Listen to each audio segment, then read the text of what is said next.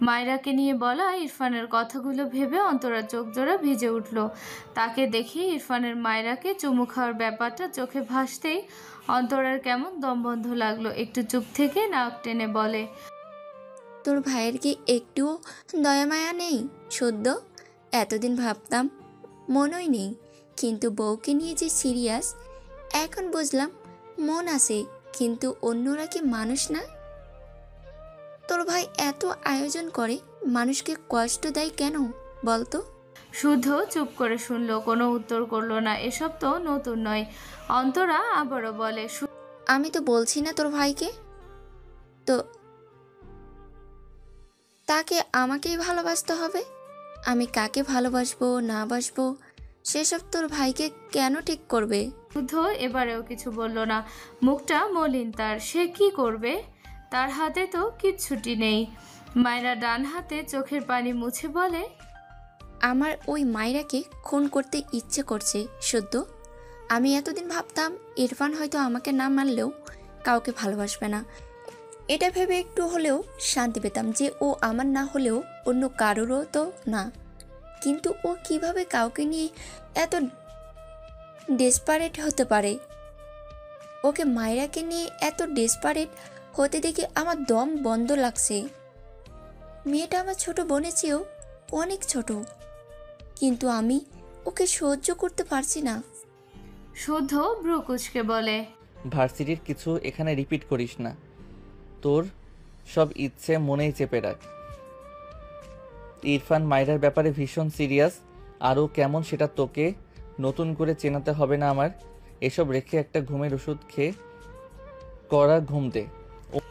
অন্তরার চোখ থেকে টুপ টুপ করে পানি গড়িয়ে পড়ে। নাক টেনে বলে, ইরফান যে বলতো আমি ওর ভালো ফ্রেন্ড, সেটাও ভুলে গিয়েছে। বন্ধুত্বের কথা ভেবেও তো আমার সাথে দুটো ভালো কথা বলা যায়। ভালো না হয় না বাসলো, বন্ধুত্ব ভেঙে গেলে মানুষের একটু হলেও তো কষ্ট হয়। ইরফানের হয় না, ওই এমন কেন? শুদ্ধ বেশ কিছুক্ষণ চুপ থাকে। এরপর চাপা শ্বাস ফেলে বলে, ও নিজেকে এক্সপ্লেন করতে পারে না। তোদের মাঝে ঝামেলা হওয়ার পর ওর ডিস্টার্ব থাকার ব্যাপারটা আমি খেয়াল করেছি। ছোট থেকে একসাথে আছি, একটু একটু নিজে থেকে যা বুঝেছি আর কি। ও তো মুখে বলার মানুষ নয়। সব জেনেও এসব বলছিস কেন? অন্তরা নীরবে কাঁদল। এরপর বলে, ইরফানকে আমার সাথে বন্ধু হয়ে কথা বলতে বলবি শুদ্ধ। আমি শুধু চাই ও আমার সাথে দুটো কথা বলুক, আমাকে ক্ষমা করুক। শুদ্ধ মৃদু স্বরে বলে, বলবো। কান্না থামা মেরিমা। তোর বৌমাকে একটু শেখাতো কিভাবে স্বামী সেবা করতে হয়। অন্তরা নাক টেনে টেনে বলে, বিয়ে কবে করবি? শুদ্ধ একটু আনমনা হয়ে বলে, মাকে কিভাবে ম্যানেজ করব সেটা ভাবছি। করব তো অবশ্যই, একটু টাইম নিচ্ছি, প্যারা নাই। মা আমার বহুত বালা, ছেলের পছন্দ ফিরাবে না, কিন্তু মাকে কষ্ট দিতে একটু ভয় লাগে ইয়ার। অন্তরা মুখ বাঁকিয়ে বলে, তাহলে ফারাকে ভুলে যা। শুদ্ধ চেঁচিয়ে ওঠে, ইম্পসিবল। মা আর ফারার দুজনেই আমার ঘরে থাকবে। বাল, কই একটু সাহস দিবি তা না, উল্টে বেদ্যব মার্কে কথা বলিস।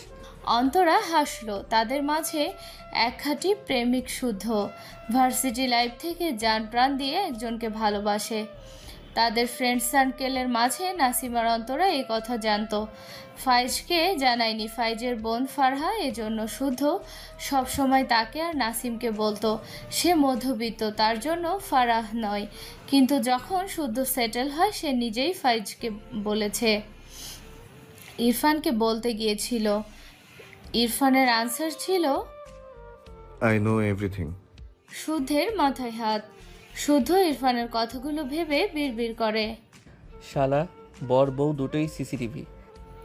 ইরফান তার বাবাকে কল করে বলে দিয়েছে মায়রা তার সাথেই আছে। ইরফান মায়রাকে নিয়ে একটা শপিং মলে যায়।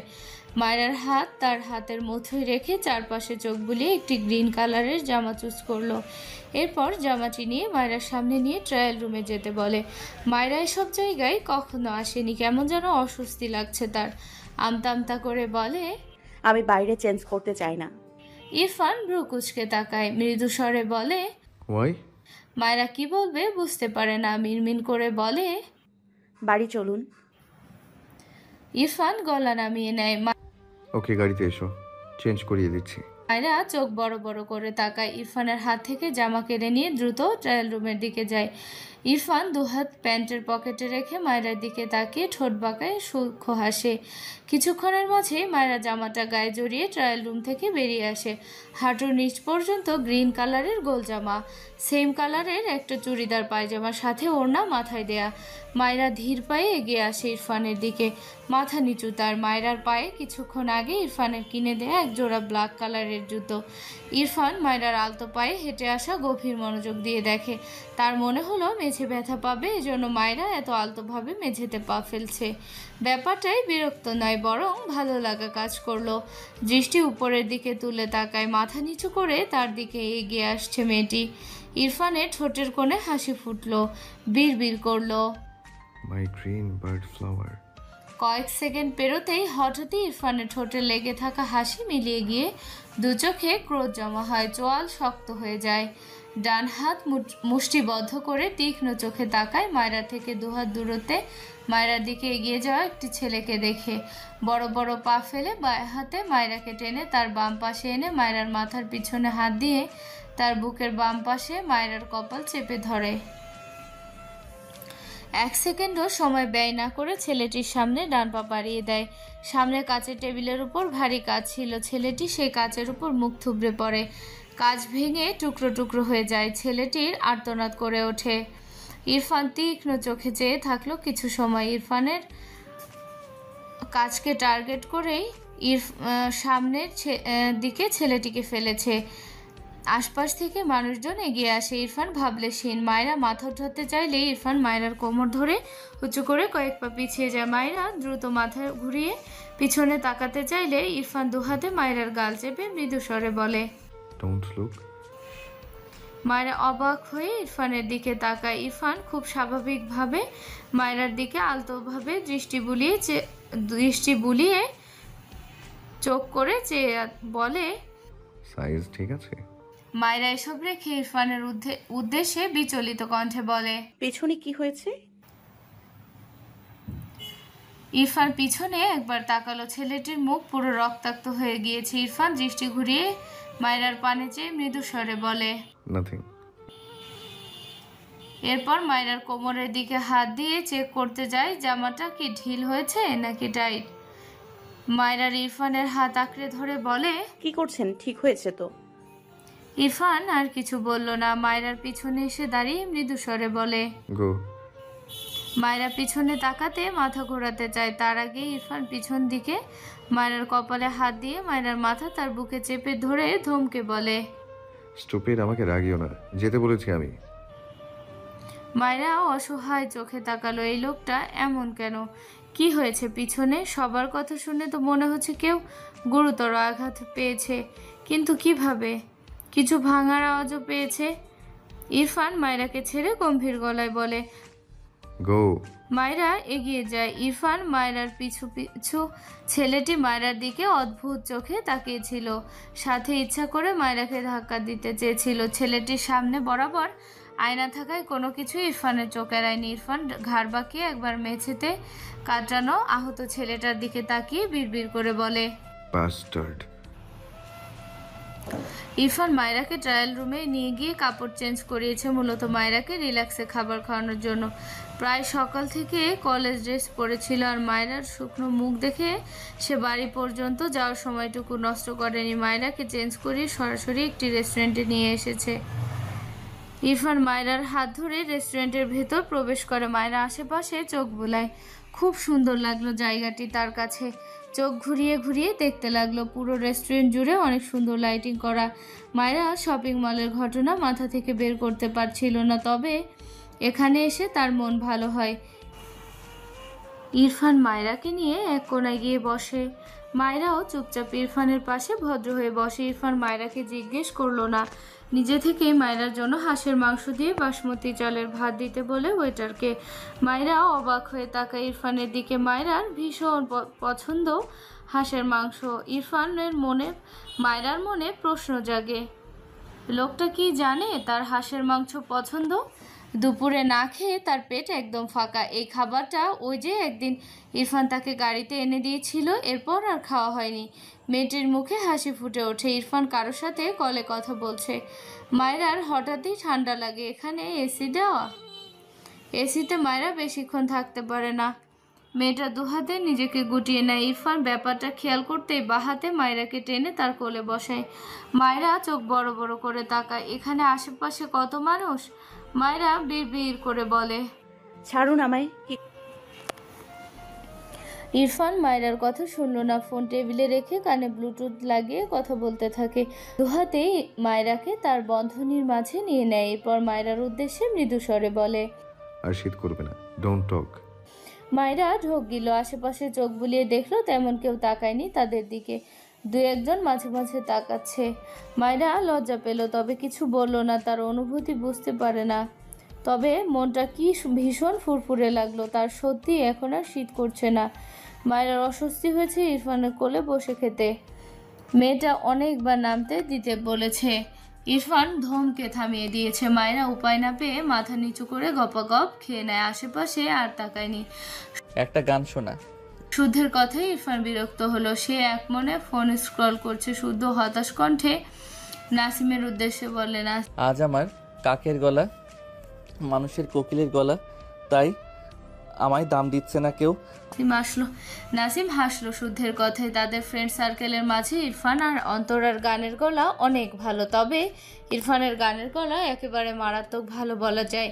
কিন্তু এই ইরফানটার হাতে পায়ে ধরেও একটা গান শুনতে পারে না তারা।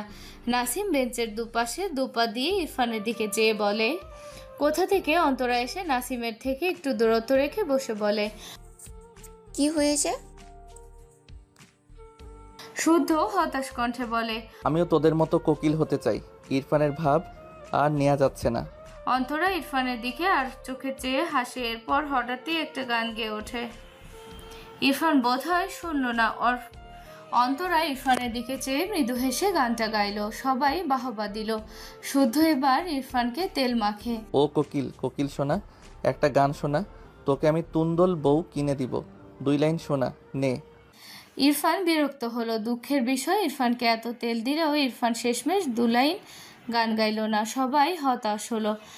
কখনো ইচ্ছে করলে ইরফান একা একাই গায়। শুধু ফায়েজ কেউ এসে তার পাশে বসলে স্টপ হয়ে যায়। এভাবেই তাদের বেশ কয়েকবার ইরফানের গলার গান শোনা হয়েছে। সেই দিনের কথাগুলো ভেবে শুধু দীর্ঘশ্বাস ফেলল। সে ইরফানের বাসায় এসেছে। ইরফানকে অন্তরার কথা বলতে ইরফান রেগে যায়। শুধু তাদের ভার্সিটি লাইফের ছোট্ট একটা ভিডিও ওপেন করে দেখায় ইরফানকে। শুদ্ধর এই অভ্যাস আছে, অনেক ভিডিও তার কাছে সেভ আছে। ইরফান কিছু বলল না, শুধু দেখলো তাদের সবার ভার্সিটি লাইফের ছোট ছোট কাহিনীগুলো। শুদ্ধ ফোন পকেটে রেখে বলে, অন্তরার সাথে ফ্রেন্ডশিপটা ঠিক করে নে ইরফান, আগের কথা ভুলে যা। ইরফান বসা থেকে দাঁড়িয়ে যায়, রেগে বলে, ইম্পসিবল। শুদ্ধ অসহায় চোখে যেয়ে বলে, ইরফান, অন্তরা আমাদের ফ্রেন্ড, আগের সব ভুলে যা। অন্তরা ফ্রেন্ডশিপ নষ্ট হওয়ার জন্যও কষ্ট পায়। ইরফান চোখ বুজে শ্বাস ফেলে। এরপর শান্ত গলায় বলে, she was like my sister, but সে নিজ হাতে এই রিলেশন ডিস্ট্রয় করে দিয়েছে। কথাটা বলে আর দাঁড়ায় না, শুধু চুপ করে রইল। ইরফানের কথাটা ভাবলো, কেন যেন প্রাণহীন হাসলো। তার ভীষণ আফসোস হলো, ইরফান বোনের মতো অন্তরাকে হারিয়ে খুব ভালো নেই। অথচ সে ছাপ এই ছেলেটা তার কোথাও এক বিন্দু কেন রাখে না। ইরফান শুদ্ধের ঘর থেকে নিজেকে ঘরে আনে। নিজের ঘরে আসে। মায়েরা বিছানায় এলোমেলো হয়ে ঘুমিয়ে আছে। ইরফান ঘড়িতে একবার সময় দেখলো, রাত 11টা। বেশ অনেকক্ষণ মায়রার মুখপানে চেয়ে রইল ইরফান। এগিয়ে এসে মায়রার কাজ ঘেঁষে দাঁড়ায়। মায়রা নড়ে চড়ে ওঠে। চুলগুলো মুখের উপর আসায় মায়রা বিরক্তিতে চোখ মুখ কুঁচকে নেয়। ইরফান একটু ঝুঁকে ডান হাতে মায়রার অবাধ্য চুলগুলো মুখের উপর থেকে সরিয়ে দেয়। ঠোঁট বাঁকিয়ে সামান্য হেসে মৃদুস্বরে গেয়ে ওঠে, তোকে একার দেখা লুকিয়ে কি মজা, সে তো আমি ছাড়া কেউ জানে না। মায়রা কলেজে যাওয়ার জন্য বোরখা পরছিল। ইরফান হঠাৎই কোথা থেকে যেন এসে মায়রার হাত টেনে ধরে। মায়রা ভ্রুকুচকে পিছু ফিরে তাকায়। ইরফান মায়রার হাত থেকে বোরকা নিয়ে ছুঁড়ে ফেলে। মায়রা বিস্মিত কণ্ঠে বলে, কি করছেন? আমি কলেজ যাব তো। তাহলে ইরফান গম্ভীর গলায় বলে। ও এই কলেজে আর পড়বে না। মায়রা কি বলবে বুঝে পায় না, অবাক হয়ে বলে, কোথায় পড়বো? ইরফান মায়রার মাথার এলোমেলো চুল কানের পিঠে গুজে দেয়, মৃদু স্বরে বলে। New college. মায়রা বিরক্ত হয়। এই লোকটা একটা অদ্ভুত প্রাণী, সে এই কলেজেই পড়বে। গতকালকেই কয়েকজনের সাথে একটু একটু বন্ধুত্ব হয়েছে, আর এই লোকটার বান্ধবীটাও কত ভালো, কলেজটাও খুব ভালো। সব মিলিয়ে মায়রার এই কলেজ ভালো লেগেছে। মায়রা ইরফানের সামনে থেকে সরে গিয়ে মেঝে থেকে বোরকা তুলে নেয়। ইরফান আবারও মায়রার হাত থেকে বোরকা কেড়ে নিয়ে চোখ রাঙিয়ে বলে, স্টুপিড, আমায় রাগিও না। একটু থেমে মায়রার গালে হাত দিয়ে নরম গলায় বলে, ওর চেয়ে ভালো কলেজে তোমায় অ্যাডমিট করিয়ে দিব, ওকে? মায়রা পিট পিট করে ইরফানের দিকে তাকিয়ে বলে, কিন্তু এই কলেজে পড়লে কি হবে? এই কলেজের কিছু পার্সন তোমার প্রপার্টির দিকে নজর দেয়। মায়রা বোকা চোখে তাকায় ইরফানের দিকে, অতঃপর বলে, আপনি কি পাগল? আমার তো সম্পদই নেই, কেউ নজর দেবে কিভাবে? কি সব আজগুবি কথাবার্তা। ইরফান বিরক্ত চোখে মায়রার দিকে তাকায়। মায়রার দুকাত দু হাতে চেপে ধরে রেগে বলে, স্টুপিড, থাপ্পড় দিয়ে সব দাঁত ফেলবো তোমার। মায়রা মুখ ফোলায়, মাথা নিচু করে বলে, আমি ওই কলেজেই পড়তে চাই, প্লিজ। ইরফান মায়রাকে ছেড়ে গম্ভীর গলায় বলে, নো। মায়রা হঠাৎই ইরফানের দুহাত তার দুহাতে ধরে বাচ্চাদের মতো করে আবদার করে, প্লিজ, আমি ওই কলেজে পড়তে চাই। আপনার সব কথা শুনবো, একদম প্রমিস। ইরফান কেমন অদ্ভুত চোখে তার দুহাতের দিকে চেয়ে আছে, যে দুহাত আপাতত মায়রা তার দুহাতে ধরে আছে। ঠিক যেমন বাচ্চারা কারো কাছে তাদের ইচ্ছে পূরণ করতে আবদার করে। ইরফান দৃষ্টি ঘুরিয়ে মায়রার মুখের দিকে তাকায়। মায়রা চাতক পাখির ন্যায় ইরফানের দিকে চেয়ে আছে উত্তরের আশায়। ইরফান মায়রার দিকে একটু চেপে দাঁড়িয়ে বলে, ওকে। মায়রার চোখ দুটো চকচক করে ওঠে, গদগদ কণ্ঠে বলে, সত্যি? ইরফান মায়রার পানে চেয়ে আছে। মায়রা হেসে মাথা নাড়িয়ে বলে, আপনি অনেক ভালো। কথাটা বলে ইরফানের দুহাত ছেড়ে পিছু যেতে নিলে ইরফান বাহাতে মায়রাকে তার সাথে চেপে ধরে। মায়রা পিটপিট করে ইরফানের দিকে তাকায়। ইরফান মায়রার গালে হাত ডুবিয়ে মৃদু স্বরে বলে, আই নো তুমি তোমার উইশ অনুযায়ী চলাফেরা করতে চাও, ফ্রিডম চাও, বাট তোমার সব উইশ পূরণ হবে না। লাইক তোমার সব কাজে ইরফান নেয়াজই থাকবে, আন্ডারস্ট্যান্ড? মায়রা বোঝার চেষ্টা করছে তার কোনো ইচ্ছে পূরণ হবে না। তাকে তো কলেজে পড়তে দিবে বলল, নাকি মত চেঞ্জ করলো? মায়রা অসহায় মুখ করে বলে, আমি এই কলেজেই পড়তে চাই। ইরফান মায়রাকে ছেড়ে ওয়াশরুমে যেতে যেতে গম্ভীর গলায় বলে, স্টুপিড, বলেছি তো, ওকে। মায়রার মন ভালো হয়, কিন্তু তার কোনো ইচ্ছে পূরণ হবে না এটা মায়রা বুঝলো না। ভাবনা রেখে সে ঝটপট রেডি হয়ে নিল, নয়তো কলেজে লেট হয়ে যাবে। তার রেডি হওয়া শেষ। এর মধ্যে ইরফান শাওয়ার নিয়ে বেরিয়ে আসে ওয়াশরুম থেকে। মায়রা একবার ইরফানের দিকে তাকিয়ে বাইরে বেরোতে নিলে ইরফান গম্ভীর গলায় বলে, বাইরে ওয়েট করবে। মায়রা প্রশ্নাত্মক চোখে চায় ইরফানের দিকে। ইরফান রেডি হতে ব্যস্ত হলো। মায়রা ভ্রু কুঁচকে বলে, কেন ওয়েট করব? ইরফান তার গায়ে শার্ট জড়াতে জড়াতে মায়রার দিকে যেয়ে ছোট্ট করে বলে, কজ তুমি আমার সাথে যাবে। মায়রা মুখ বাঁকায়। এতদিন তাকে ভুল ছিল, এখন ঢং করছে। লাগবে না, কিছু না বলে বাইরে বেরিয়ে যায়। ইরফান রেডি হয়ে নিচে নামলো। আশেপাশে চোখ বুলিয়ে মায়রাকে না দেখে ভ্রু কুঁচকে তাকালো। রুমা নেওয়াজ ইরফানকে খেতে বসতে বলে। ইরফান তার মায়ের উদ্দেশ্যে বলে, ও কোথায়? রুমা নেওয়াজ ছেলের দিকে তাকিয়ে রইল খানিক। ইরফান যে মায়রার কথা জিজ্ঞেস করেছে তিনি বুঝেছেন। অনেক দিন হলো তো মায়রাকে কলেজ নিয়ে যায় না। তা নিয়ে তারেক নেওয়াজ খুব বিরক্ত ছিল ইরফানের উপর। আর গতকাল যা ঘটলো এরপর তারেক নেওয়াজ অনেক বেশি রেগে আছে ইরফানের উপর। ইরফান তার মায়ের দিকে চেয়ে আছে উত্তরের আশায়। রুমা নেওয়াজ মৃদু স্বরে বলে। ইরফান কথাটা শুনেই অবাক হয়ে বলে, হোয়াট? রুমানাও ছেলের ব্যবহারে একটু অবাক হয়। এতদিন তো ইরফান নিজেই মায়রার প্রতি উদাসীন ছিল। ঠিক উদাসীন বলা যায় না, সে নিজে মায়রার কাজগুলো না করে তার বাবাকে দিয়ে করিয়ে নিত। এক্ষেত্রে কখনো অবহেলা করেনি, কিন্তু এখন নিজেই চাইছে। তাই খানিকটা অবাক হলেন। ইরফান সময় নষ্ট না করে বাড়ি থেকে বেরিয়ে যেতে নিলে রুমানাও পিছু ডাকে। ইরফান ছোট্ট করে বলে, বাইরে খেয়ে নিবো আম্মু। ছেলেটার রাগে কপালের রগ ফুলে উঠেছে। সে এই স্টুপিডকে বলে দিয়েছে যেন ওয়েট করে, পাকনামি করে চলে গিয়েছে। দাঁতে দাঁত চেপে বিড়বিড় করে, স্টুপিড গার্ল, থাপ্পড় দিয়ে সব দাঁত ফেলবো আমি তোমার। মায়রা কলেজ গেটের সামনে দাঁড়িয়ে আছে। তারেক নেওয়াজ মাত্রই তাকে নামিয়ে দিয়ে গিয়েছে। মায়রা এদিক ওদিক তাকায়, তার মাথায় কিছু চলছে। কাঁধের ব্যাগ ডান হাতে ধরে রেখে আশেপাশে চোখ বুলায়। একটু দূরে দোকান খোলা পেয়ে দ্রুত পায়ে সেদিকে এগিয়ে যায়। এরপর দোকানদারকে জিজ্ঞেস করে, আঙ্কেল সুপারগুলো আছে? ভদ্রলোক সম্মতি দিলে মায়রা দোকানওয়ালাকে 4টে সুপার গ্লু দিতে বলে। মায়রার কথা অনুযায়ী ভদ্রলোক 4টে সুপার গ্লু মায়রার দিকে এগিয়ে দেয়। মায়রা কিছু একটা ভেবে মিটিমিটি হাসছে। সুপার গ্লু গুলে ব্যাগে রেখে দেয়। এরপর দোকানদারের দিকে 500 টাকার নোট বাড়িয়ে দিলে ভদ্রলোক জানায় খুচরা নেই। মায়রা অসহায় চোখে তাকায়। তারেক নেওয়াজ তো তাকে খুচরা টাকা দেয় না, এমন নোট টাকা দেয় মাঝে মাঝেই। এখন কি করবে? ভাবনার মাঝেই মায়রার পাশে কেউ একজন দাঁড়িয়ে দোকানদারের নিকট 100 টাকার নোট বাড়িয়ে দিয়ে বলে, দোকানদার ছেলেটির থেকে টাকা নেয়। মায়রা দ্রুত পাশ ফিরে তাকায়। ছেলেটি দোকানদারের দিকে তাকিয়ে আছে।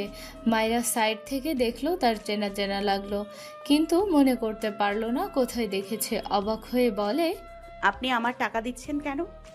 সাজিদ খুব স্বাভাবিক মুখাবয়বে তাকায় মায়রার দিকে, মৃদু হেসে বলে, কথাটা বলে আবারও সামনে তাকায়। মায়রা কিছু একটা ভেবে বলে, আপনি ফারহা আপুর ফ্রেন্ড না? সাজিদ ছোট করে বলে। মায়রা মাথা নাড়িয়ে বলে, থ্যাংক ইউ ভাইয়া, আমি আপনাকে পরে দিয়ে দিব। সাজিদ দোকানদারের থেকে বাকি টাকা ফেরত নিয়ে পকেটে টাকা রাখতে রাখতে মায়রার দিকে তাকিয়ে মৃদু হেসে বলে।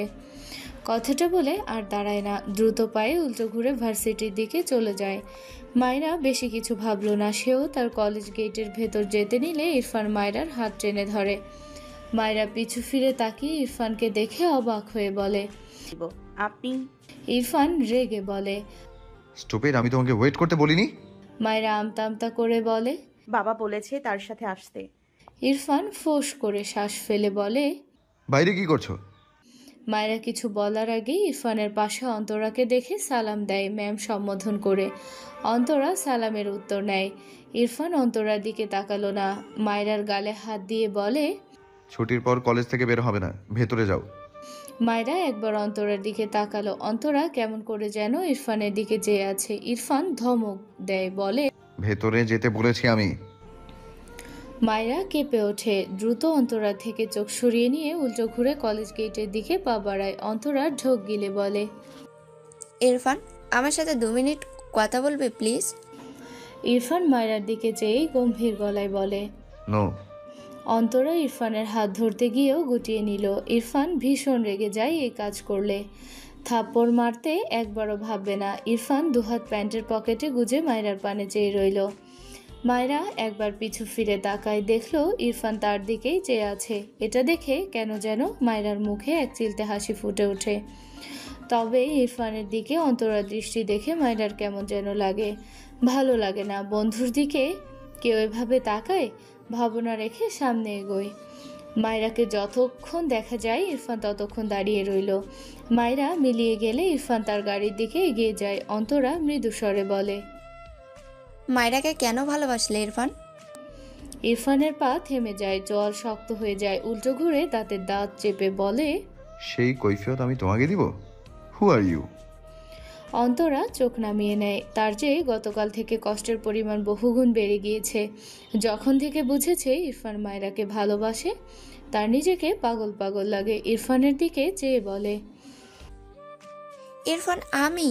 ইরফান অন্তরার কথা শুনলই না, উল্টো ঘুরে গটগট পায়ে চলে যায়। অন্তরা ছলছল চোখে ইরফানের প্রস্থানের দিকে চেয়ে রইল। বেশ কিছুক্ষণ দাঁড়িয়ে থেকে একসময় নিজেকে সামলে নিয়ে কলেজে চলে যায়।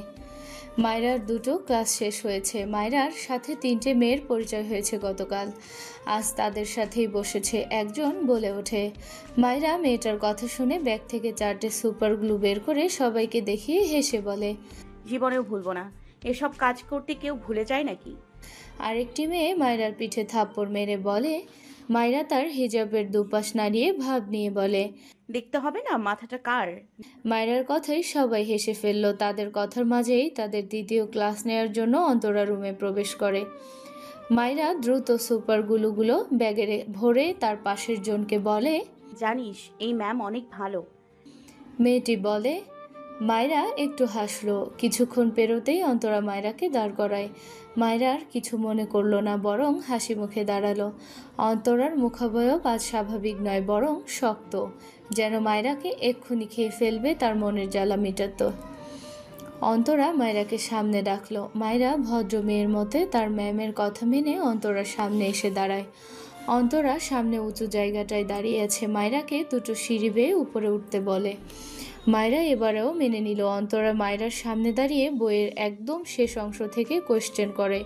দুঃখের বিষয় মায়রা একটাও পারছে না। পারবে কি করে? সে মাত্র কলেজে উঠল। সর্বোচ্চ প্রথম থেকে 2 থেকে 3টে অধ্যায় পড়া শেষ হয়েছে তার। সেখানে কোথাও থেকে যে প্রশ্ন ধরেছে মায়রার সব মাথার উপর দিয়ে যায়। মায়রা মিনমিন করে বলে, ম্যামগুলো তো আমাদের পড়ানো। অন্তরা চিল্লিয়ে ধমক দেয়। Shut up. মায়রা সহ ক্লাসের সকলেই কেঁপে ওঠে। মায়রা দুহাত জমা করে মাথা নিচু করে দাঁড়িয়ে থাকে। অন্তরা সিঁড়ি বেয়ে নিচে নেমে স্টিলের স্কেল চায়। একজন স্কেল বের করে অন্তরার হাতে দেয়। অন্তরা 1 সেকেন্ডও সময় নষ্ট করলো না। গটগট পায়ে এগিয়ে এসে মায়রার সামনে দাঁড়িয়ে শক্ত গলায় বলে, হাত বাড়াও। মায়রা বিস্ময় চোখে তাকায় অন্তরার দিকে।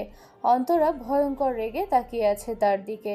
মায়রা ঢোক গিলে। তার দোষ কোথায় সে আসলে বুঝতে পারছে না। মায়রাকে স্ট্যাচু হয়ে দাঁড়িয়ে থাকতে দেখে অন্তরা নিজেই মায়রার হাত টেনে মেলে ধরে। এরপর গায়ের সব শক্তি দিয়ে মায়রার হাতে বাড়ি দেয়। মায়রা চোখ বুজে নিল। মনে হলো তার জান বের হয়ে গেল। অন্তরা থামলো না। পরপর আরও 2টো স্কেলের বাড়ি দেয় মায়রার হাতে। মায়রার মনে হলো তার হাত অবশ হয়ে আছে। মেয়েটা সহ্য করতে না পেরে হাত সরিয়ে নেয়।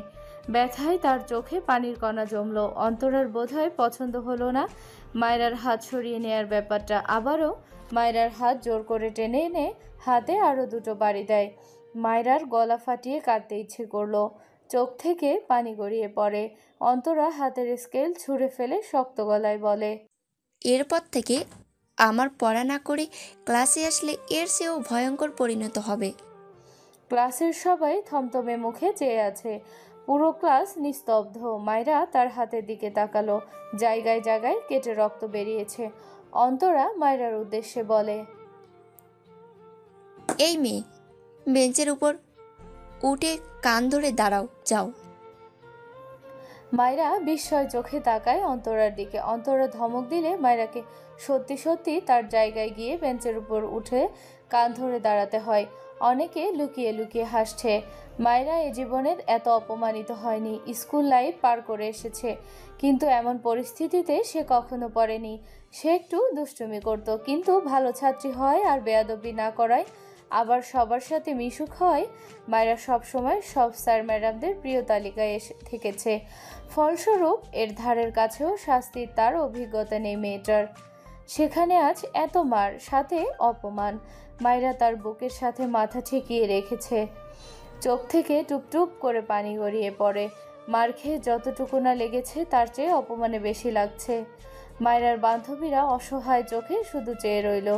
ক্লাসের বেল বাজলে মায়রা 1 সেকেন্ডও সেখানে দাঁড়ায় না। তার ব্যাগ নিয়ে এক প্রকার দৌড়ে ক্লাসরুম থেকে বেরিয়ে কমন রুমের দিকে যায়। পিছু পিছু মায়রার বান্ধবীরা যায়। মায়রাকে ডাকে, মাথায় হাত বোলায়। মায়রা কারো সাথে একটা কথাও বলল না। সে সব মেনে নিতে পারে, কিন্তু অপমান মানতে পারে না। তাকে তো অপমান করা হয়েছে। সব সময় হাসতে পারলেও এখন কেন যেন শুধু কান্নাই পাচ্ছে মেয়েটার। মাথা নিচু করে নীরবে কাঁদে। ইরফানের কথা মনে পড়ল ভীষণ। যাওয়ার আগে তার গালে হাত রেখে বলেছিল, মায়রা বুঝেছে ইরফান তাকে নিতে আসবে। তার ইচ্ছে করলো ইরফান এক্ষুনি এসে তাকে নিয়ে যাক এখান থেকে। তার বান্ধবী একটুও ভালো নয়। প্রায় ঘন্টাখানিক মায়রা মাথা নিচু করে নীরবে অশ্রু বিসর্জন দেয়। এরপর মায়রা নিজেকে সামলে ওয়াশরুম থেকে মুখে পানি দেয়। ডান হাতটা ট্যাপের নিচে ধরে রাখে কয়েক মিনিট। দাঁতে দাঁত চেপে ব্যথা সহ্য করে নেয়। এরপর ওয়াশরুম থেকে বেরিয়ে আসে। তার 3টে নতুন ফ্রেন্ড অসহায় মুখ করে গোল হয়ে বসে আছে। মায়রার খারাপ লাগলো তার জন্য। এরা সবাই মন খারাপ করে বসে আছে। মায়রা তাদের পাশে এসে বসে হেসে বলে, এই